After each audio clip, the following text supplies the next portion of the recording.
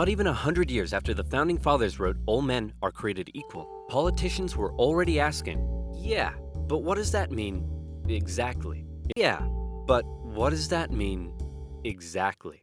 And the biggest question of them all was slavery, an ugly mark on what should have been a revolutionary new nation based on liberty and democracy. Thomas Jefferson had written a condemnation of slavery in the Declaration of Independence, but out of fear of losing Southern states' support, it was removed.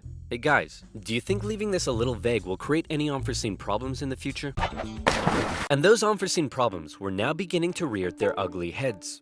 As the nation developed, the North and the South developed along two very different lines, and two very different cultural identities emerged. As a result, one half of the country didn't rely on slaves, while the other half had become economically dependent on them.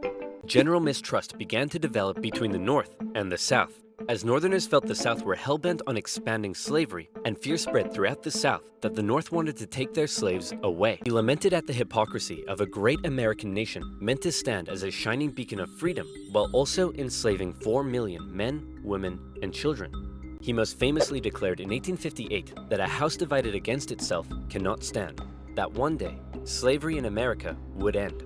We've had enough of you Northerners. We're gonna go form our own country.